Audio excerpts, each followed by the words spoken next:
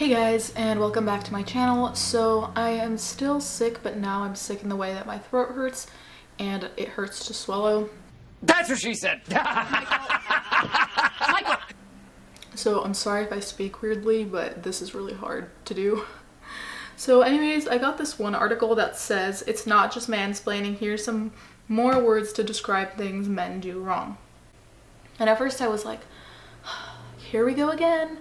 Some angry feminist SJW is gonna come knocking on our doors telling us why men are horrible people, if they would even consider men people. So here it says, men do bad things with shocking consistency. That's why we have words like manspreading, mansplaining, and hepeating. Hepeating? I don't know what that is. There's an endless list of other male flaws out there that are as yet unlabeled until now, sort of. So they have man listening, which is when a man listens to you in public. So I mean, how disrespectful is that? And all of this is a joke. It's a lighter thing. Since we started with the whole Logan thing, I feel like we could benefit from a little chuckle and not, you know, want to jump out the window. Man standing, which is when a man stands directly over you. Or when you're standing at the counter of a cafe and the man in line behind you standing directly behind you, even though you're not done checking out yet. I hate when people do that. I hate when people do that. Man talking, which is just a man speaking. So I thought this was kind of funny, but then I was thinking about also the terms that the terms that the SJWs take seriously, like manspreading, mansplaining, and so forth.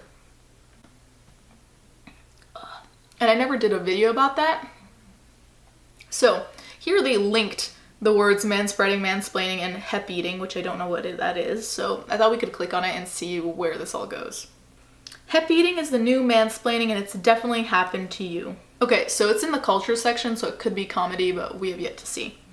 It's a tale all too familiar for young women. You share your idea at work, but you're met with silence and an almighty shrug. Immediately after this, the same idea is put forth by a man. He claims that as his own, and everyone loves it. Oh, hepeated. Like repeated? I thought it was like, okay, never mind. I thought it was something to do with eating. So hepeated, like repeated. Okay. So, well, there's a new word for this age-old practice, hepeating, and it's almost certainly happened to you. The term was coined by friends of an astronomer and Professor Nicole Gugliucci, who tweeted the word's definition and how to use it. Her tweet garnered almost 200,000 likes and 65,000 retweets, which gives an inkling about how widespread hepeating is. This is the thing. It's all the thing of causation and correlation. So sometimes you're gonna say something and people aren't gonna respect what you say, and then somebody else says it and then they're in love with it. So maybe it's because they use different words, maybe it's because they like them better over you, but for me, most of the time it has nothing to do with gender. That other person's an asshole and you had a great idea. Maybe you didn't word it great, maybe you worded it in the best way possible, but that happens all the time, and I don't really think it's related to gender. Especially with the way the world is going right now, wouldn't people tend to favor women since men are so horrible and, you know, misogynistic? I don't know. So here we see the original tweet. My friends coined a word, hepeated, for when a woman suggests an idea and it's ignored, but then a guy says the same thing and everyone loves it. Usage, ugh, I got hepeated in that meeting again, or he totally hepeated me. That doesn't sound stupid at all. Can you imagine me like, he totally hepeated me? I am like so offended. do you want to be that person? Do you want to be that person? See, even the car was honking like, stop. Then Nicole Gugliucci continues on by saying, so many folks deny this happens, and yet so much evidence and research shows it happens to women and black and brown men and women.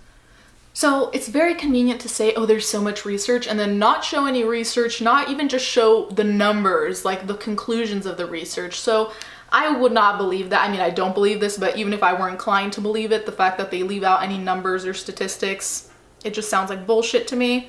And then they show a bunch of other tweets of examples being like, oh, he hepeated me. And I think that this is one of those cases where you're trying to find a problem where there might not be a problem. Like, of course, someone stealing your idea is fucking shitty, but trying to pinpoint it on a gender doesn't really do anything. It's not productive, and what would the solution be than not let anytime a man is an asshole, or anytime a woman is an asshole and like repeats an idea, is their sheep heated? Is that going to happen too? Because I mean, there's just no relation with gender. Like it's not a thing. Stop trying to make it a thing. That is so fetch. Gretchen, stop trying to make fetch happen. It's not going to happen. So I clicked on mansplaining, and there are 10 recent stories just on mansplaining. Okay, so here we have one from March 22nd, 2017, and it says, women's mansplaining experiences will make you want to throw things. Mansplaining is the worst. Even in 2017, men are still explaining things to women in a condescending and patronizing manner. Not cool. So initially, I think you all know what I'm going to say. Yes, there will be that one guy who's an asshole and will act pretentious and like he knows more than you, even if he might not. Maybe he does, who knows? And the funny thing about this is that mansplaining has the assumption that you know more than them, but you don't know how much they know, right? And they don't know how much you know. So I feel like that's a complicated word in the first place, because it's not like you're a sim and you have something flying over your head saying, hey, I am completely knowledgeable in the field of X, Y, or Z. Like, you don't know unless you know the person. Unless you know the person intimately, you don't know what they know. So I feel like that's a little complicated, but whatever. Host of Another Round podcast at BuzzFeed.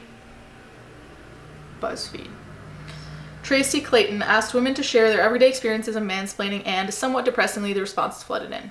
So let's read some of these horrifying things that happen to people. The election by a white boy who's younger than me, a sophomore, I'm a junior, and started with, let me explain this to you. Okay, like the fact that he's white, of course, has to be thrown in because fuck white people, right? And yeah, I mean, it can be insulting and offensive. At the same time, I also just say, let me explain this to you when I mean to say, let me give you my opinion. I'm not saying that he wasn't being a dick. I'm just saying there's a lot of ways of interpreting things. And when you're looking to get pissed, it's very easy. It happens to me on the daily. And then she said, he continued to call Michelle Obama a gorilla and tell me that Hillary Clinton is incompetent. Okay, calling Michelle Obama a gorilla, that's fucked up. But saying that Hillary Clinton is incompetent is his opinion, and he's allowed to say that. So case closed on that one. Another one was about birth control abortion. I was told there was no such thing as an accidentally pregnancy because birth control exists. I mean, this person just sounds really stupid, but I don't really think it's mansplaining as much as someone being stupid on the internet.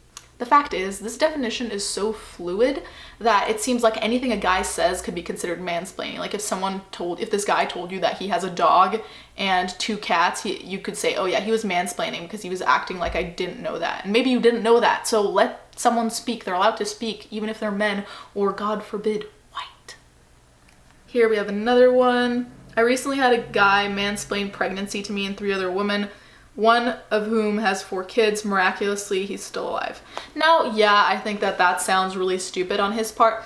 At the same time, we also have to realize that there are plenty of people who are men who are, in fact, doctors, and they might know things about pregnancies that women don't know. And I can't remember who it was. I don't know if it was Chrissy Teigen, but she was talking about what happens to your body after birth, like in the weeks after, and that she didn't know about a lot of that. So potentially you can gain some information, but otherwise maybe he is a dick and being a mansplainer.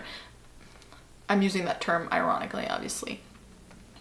But at the same time, it's just like you can't shut someone up just because they're men. Maybe they're men and they're assholes, but it's not because that they're men that they're assholes. There's a difference. They're assholes because they're assholes. Okay, this one I thought was genuinely funny.